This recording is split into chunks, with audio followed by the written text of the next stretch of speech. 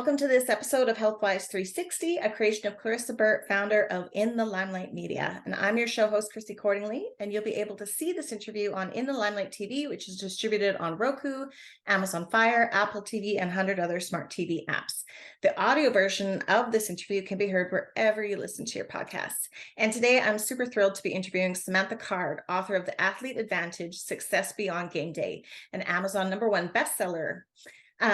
Samantha is a former NCAA Division I softball player, MBA graduate, Fortune 100 company trailblazer, and level up expert. She epitomizes the athlete who has hit it out of the park when she transitioned from her sports career into her entrepreneurial career.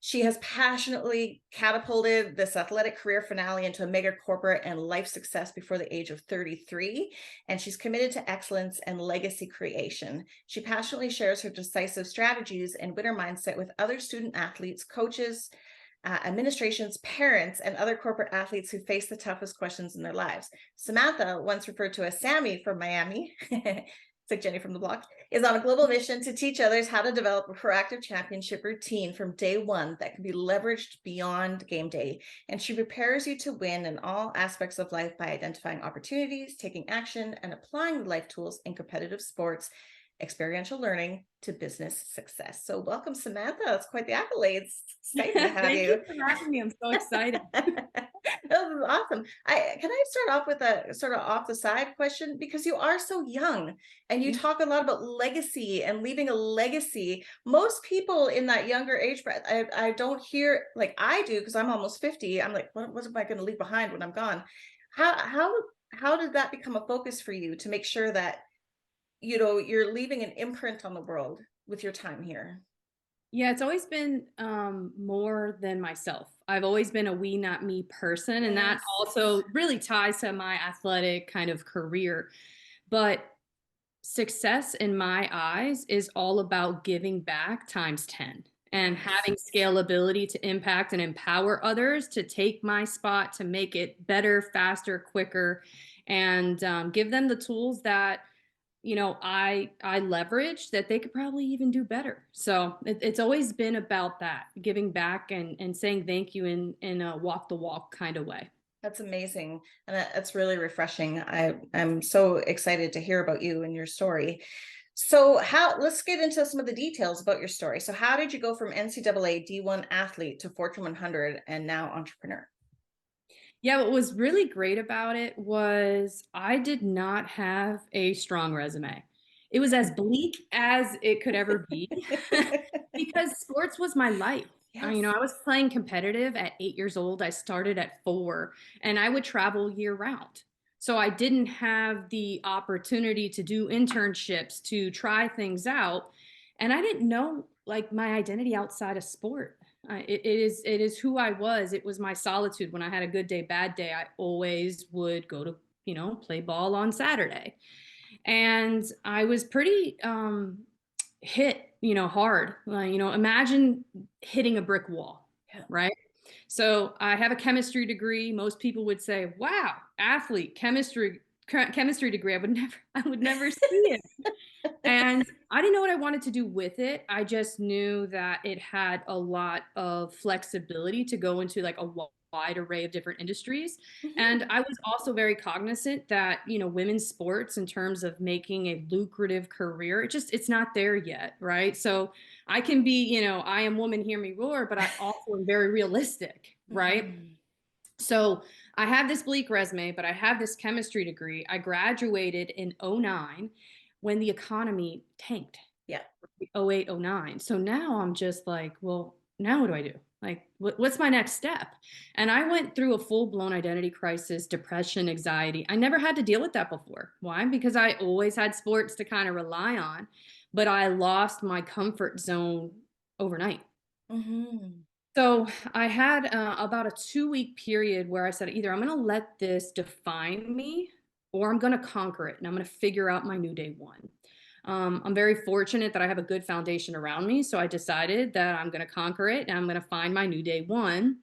Leveraged my life skills program at the University of Pittsburgh. They had just started. It was in its second year. So I said, let me ask for help.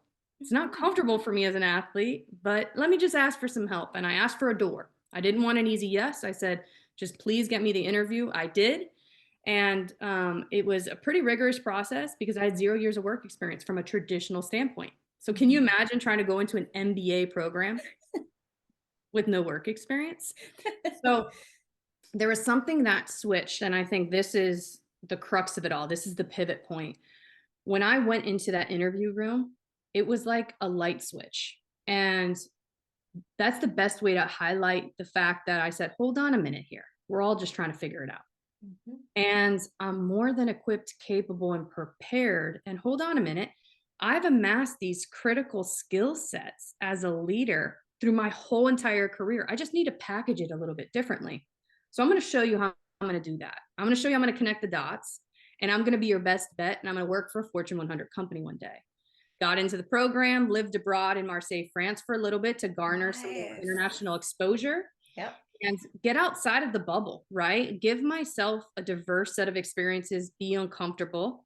Graduated on a Friday. I started work on a Monday for a Fortune 100 company. And that's how she sang. That's amazing. And when I think about athletes and sort of I think the transferable skills that would come to mind would definitely be focus, motivated, goal-oriented, right? Like hungry. But you also have the other quality that a lot of people look for in leadership, and that's humbleness, right? Like you also have that humility, like even though you've accomplished a lot and you share that knowledge, but you also share it in a way to help others be successful. And I think that's such a great combination, and that would really attribute to a lot of your success that you've created. So congratulations. Thank you. Yeah, what are your 4 game changers that create a high performance mindset and break through your settle up for the level up behavior? Yeah. So when I think of setback for comebacks, right? When I think about, you don't have to be an athlete. We all deal with adversity in different aspects of our life, right? So how do I connect those dots for others that, may be listening and saying, well, I'm not an athlete. I don't have that same experiential, skill set that she does. Well, you've had setbacks your whole life and you've overcome them in different ways. And each time you had a learning moment. So for me, it's about having some grit. It's about that one more. So when you feel like you have nothing left in the tank, you just take one step. You don't know where it's going to take you, but you take that one step. And that has proven to be pretty fruitful for me. And it really complements my thirst and my eagerness to fail. In failing comes learning. And a lot of times, many people don't want to fail because they don't want to feel like a failure. Failing and failure, 2 different things. Mm-hmm. When I fail, I learn and I don't want to repeat. If you repeat and fail at the same thing over and over, that is a failure. But if you fail, learn from it, improvise and navigate and pivot, then that's fantastic. All I do is I say, how do I fail faster? How do I prevent tolerating problems? Right? So I have my grit. I have my eagerness to want to fail. I'm not afraid of that. I've learned how to fail faster. I meet others where they're at. That is probably my most critical takeaway that has given me and catapulted me up the ladder in corporate America. I don't speak over people. I know how to speak in a boardroom, and I also know how to speak at the floor. And I was working in a manufacturing facility in the chemical industry. I was the female, like the only female in the room most times, let alone the youngest one. Right? So you have to have a competitive kindness. So we talked about the humble, you're competitive, but you're also empathetic. I tried to have my competitive kindness to meet others where they're at and know their life, actually care about people to the core. And then the 4th one would be speak in the language that they can receive. Because now not only am I building a bridge, I'm building trust, and I'm understanding that people are what make companies great. People are what can open that door for you. It's not about the end destination. It's about the journey and those experiences and those people that you meet along the way. Yes. Yes. I think a lot of people talk about the golden rule, right? Treat others the way you want to be treated. But I think that misses something, because we're all different and we all have an individuality to ourselves that's biologically built in, but also just our environments that shaped us. We don't all come from the same place. So I prefer to use the platinum rule, which is treat others the way they want to be treated. And for that, you need to be able to listen and observe and pay attention to what the other person cares about. So that's amazing that you figured this out so early in life. It's amazing. But you've had a long life, like you've had a lot packed into the time that you've been here, which is amazing. Yeah. So how do you grow through what you go through while keeping your foot in the pedal? Because sometimes it does feel like I just need to pause for a second and catch my bearings before I figure this out. So how do you, and you can't coast because coast doesn't go uphill. So, so how do you keep a little bit in the gas going when you're sort of at that, oh, I'm growing again stage? So, going with the concept of the power of one more, Yeah. I'm not always trying to get 100% better every day. I want to be intentional at 150% when I'm talking to you. My phone is down. It's not turned upside down. I don't even bring it out. Yeah. Because I'm very intentional with you. Right. But for me, I want to get 1% better every day. And when I focus on just getting 1% better every day, then that culminates into a cumulative growth where then I have step change. If we always think about these big numbers, these big goals that, boiling the ocean, as people say, it's overwhelming. It's hard. How do you eat an elephant? I always say one bite at a time. We always try to complicate. All I want to do is simplify and be very intentional on the one thing I can do that day to get 1% better. And if I can accomplish that, then I can take on 2 things to get 1% better. Then I can take on 3 things to get 1% better. And even though it feels small, it actually is pretty significant in not only your life, but your ability to celebrate the roses more often, because you're starting to feel that you're edging it a little bit more. You get the confidence, then you move a little bit faster. And that's okay if you don't feel good that day. Like sometimes I go to the gym, I have a terrible workout, but I got there. I actually tried. I don't have to be able to lift heavy weights anymore. My body doesn't need to be designed to do that. What I'm trying to do is I'm trying to break through when, your motivation goes away and you don't want to go. That's who I want to learn about. That's character. That's what I focus on. When the motivation is gone, who am I? What do I stand for? And what do I want others to see in me? And that's how I live my life. And that's really been the reason I can come back for any setback. That's how I can overcome. That's how I can bring others along, because I always will stop. I'll always reflect, but I'm always with the foot on the gas to keep us all going. That makes sense? It totally does. It totally does. I had a little thought there and I forgot. Oh, it was, you made me think of, there's me and a friend, we really love some of the really kind of corny leadership lines, right? Like, cause I think it's funny and it's great. There's true, but they're also a little corny sometimes when you hear them. And when you said simplify, I thought of one that me and my friend laugh at all the time, but we use it. We totally use it. And we just giggle because it sounds so corny, but it works. And that is simplify, and you will simply fly. And we always giggle every time we say it, but it's true though. It's so true. So what have been some of your biggest learnings? Because yes, you have gone through these challenges and you are on the other side of a lot of them, and there will be next mountains to climb. But what is it like when you're in the middle of that process? How do you remain calm in the chaos? How do you keep that optimistic mindset? How do you stay on the hero's journey and not go towards the victim journey? Yeah, that's a great one, because there is no one size fits all. So I'm going to share, and whatever piece of that becomes relevant to you or, your audience here, fantastic. If you can take one piece of it, then that's a home run for me. Right. So don't feel like my experiences and the way I approach it is the only way. I would be ludicrous to think such a thing. So for me, it's all about feeling all the feels. Okay, so how do you maintain calm in chaos? Well, there's a difference between management and a manager and a leader. Okay. And when you're at work, right, those bosses that come up and you're just like, oh, I don't know how they got into that position. I cannot stand them. You know exactly. Someone came to your mind. You have leaders, right? Because managers are defined in authority. They are focused on time, right? There is only one thing, and that's efficiency. Whereas leadership is not defined in time, it's defined in collaboration, it's defined in bringing others along and going beyond the core.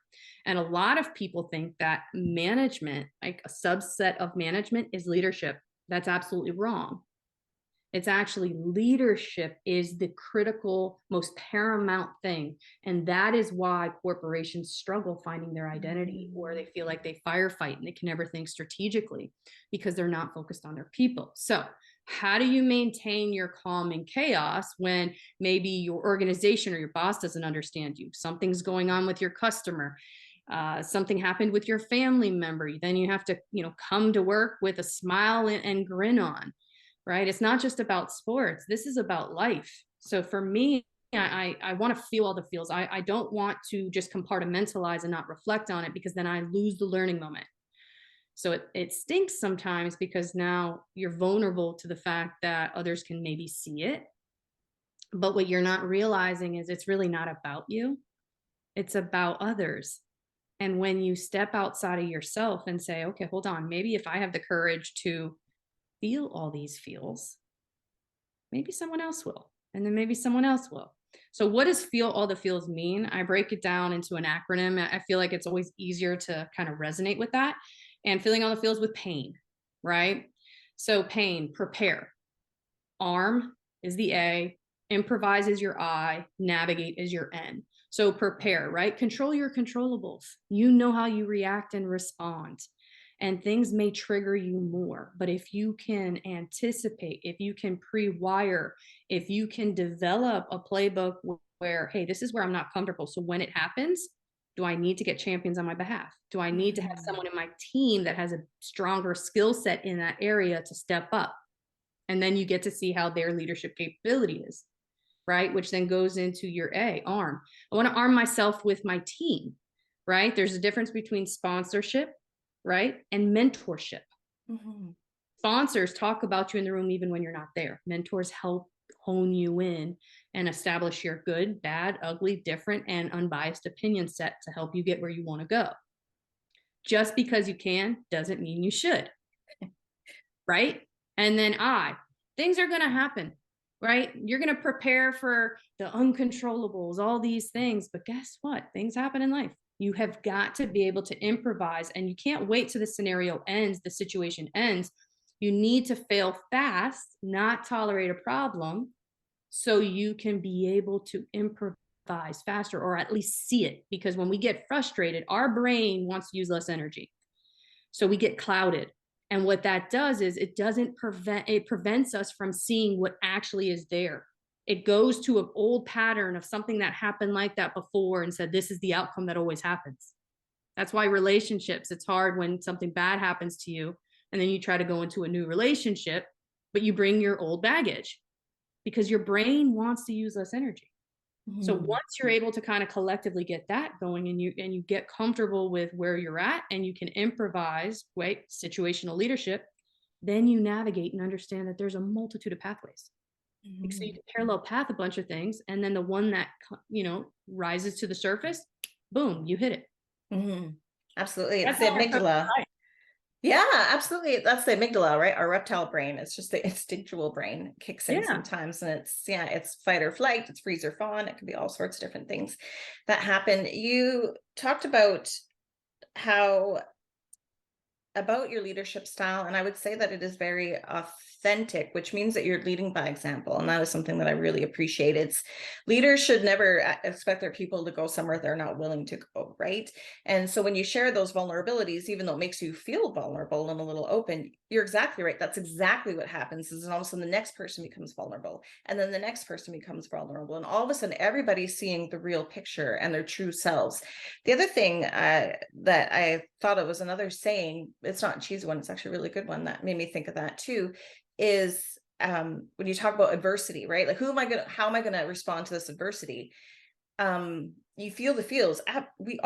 People think that leadership is, or professional development or personal growth is about not feeling those things anymore. but that's not it at all. We're human. We do have to feel, we have to go through, not around, can't escape them. We have to go through them. But the saying that I love that you made me think of, and I think this really applies to you, especially with your life and things that you've gone through, is character is not built by adversity. Character is revealed by adversity. Like that's where you find your mettle, right? Like this is where you make the decision. Am I a go through or am I a give up person? Right. So, and going through, you don't have to do it alone, which I love that you also mentioned that too. It's not, you are extremely successful, but you didn't do it all alone. You have brought people with you. You've had people that mentored and helped you. You asked for help. And I think that's something people really need to learn, because I think there's a lot of worry that I'm not good enough on my own. Well, you're not going to be on your own, right? You're going to have a village of people. When you're people focused, there's a community. It's amazing. Sorry, I went a little ramble there because you got me excited. I love it. Yeah. You hit it on the head. So now you're this former athlete. You're now at this Fortune 100 company, and you've taken your MBA, so you have some education, but as far as the experience, not still. So how did you grab the confidence and get seen and heard enough to get into the most important rooms in your company and to get a seat at the decision tables and to play with the big people? Oh yeah. So this is a good one, because I actually polled my professional network, my athletic network, and I really wanted to understand data. I let data drive my decision making a lot of times, but obviously I have a decent gut to go by. Yeah. And identity beyond sports really came to the surface in the athletic world. And in my professional world, it was, how do I get a seat at the table? Yeah. And it resonated with so many people. And the reason being is, people want to be not only heard, but they want to be felt and seen. They want to understand that what they're doing day in and day out matters, and that it's being factored in. So there's this interesting emotional intelligence needed that we don't like to talk about in corporations, because corporations are still operating like they did in the 1970s with shareholder equity and we need to meet the quarter, right? So decisions at that table are still being made in that way. But the one thing that I started to come to terms with was sponsorship. When you're in your organization, when you're in any interaction in life, you need to figure out where people fit in your life. Sometimes it's for a season, sometimes it's for a lifetime. There's no right or wrong to it. You just have to know what it is. When you garner a lot of sponsors and champions on your behalf, that gives you and your personal brand scalability. The reason you need scalability is you're not going to get in every room. All you're looking for is that first one, because you know what you will bring to the table. So all you're looking for is one yes. You do not need a million yeses. Actually, I love a million no's, because I'm learning. I'm looking for the one yes, the one sponsor, that one mentor that can get me to where I want to go. Okay. So once I start to figure out that piece, I started to network more. Everyone's focused on getting a seat at the table, but they're not really focused on the work that's required to even have a conversation to get in the room. And building that and knowing that you have to go below the surface to be able to connect, to have someone be a sponsor on your behalf, or know what piece you play in their chess game. There's levels to the game. And some people are going to be a managerial type, like we talked about, and some are going to be leadership types. You have to navigate them differently. So how did I do it? I had a high focus on networking, getting sponsors and champions on my behalf, because I knew when I walked in, I was going to figure it out. Yeah. And the first room that I walked in, what was the craziest thing about it was we were all just trying to figure it out. Someone that was been in the industry for 30 plus years had no clue. But yet I gave them the authority and the pedestal to be better than me. Right? Yes. So I blocked myself. And then once I got a seat at the table, the fun began. And once the fun began, then the work started to happen. And then they, by 26, I was running a $10 billion merger acquisition with 6 other people. It's amazing. And it's really true in some of my past work experience, Yeah. and again, some of that similar self-doubt or imposter syndrome, right, Of pops course. up. But then when you make it into that boardroom or someone tells you, like, honestly, like, just wait till you get there. You'll wonder what Yeah. took you so long. And then you get in there and you're like, they're just normal people, right? None of us have this figured out. We're all just trying to figure it out, right? Like, there's no one has it all figured out, and Yeah. so it's so comforting, right? And that's why I like hanging around successful, humble people, because you really get the truth. You get the true story, and you're like, yes, these things are normal, and these things that I've been beating myself up over are actually part of my strengths. So I need to start embracing them and move forward. So that's amazing. That's really great. So where can people find your book, and where can people find you? So my book is on Amazon. I have it in hardcover, Kindle, and the Audible is my voice. So Oh, nice. I love that. yeah, because there's no one better than myself kind of highlighting the story. And it's not about me. It's about my experiences for you to reflect in how it's applicable to your life. So first and foremost, that's the most important thing with all of it. But it's on Amazon.com. My website is samanthacard.com. And if you ever reach out on Instagram or anything, it's all the same in all my channels. I'm the one that's going to talk to you. Oh, that's awesome. I connect. I believe in the power of connection, and I believe in really listening to hear, not listening to speak. So if you reach out, and when you reach out, it's me. You're really gonna get me. So I'm sure you'll make some new friends, I promise. Well, you have one now. I'll Is take there it. awesome? So is there anything else before we wrap up that you would like the audience to know or to share? Last No, thoughts? first, thank you again. Oh, so welcome. Thank It's you. awesome to be around others that want to have these types of discussion at the level that you're having it across a wide array of things. So thank you for that. It's humbling because I'm aligning myself with other like-minded individuals, but yet you're not afraid to pressure test some of my concepts, which is awesome, Mhm. right? Thoughtful Yes. debate. So yeah, just what if it works? That's what I want to leave everybody with, right? Instead of saying, well, what if it doesn't? Well, what if it does? Mhm. Let's just change our mindset. And when you start doing that, you may take that extra half step. It doesn't even need to be a full step. Just focus on the 1% better every day. And I guarantee you, your changes are going to happen faster than you expected. So you have to get ready for that next level because it's going to happen. Yes, definitely. 100%. Thank you so much, Samantha. You're such an inspiration, and it's been amazing spending time with you. So everybody, please check out the show notes so you can learn all about Samantha Card.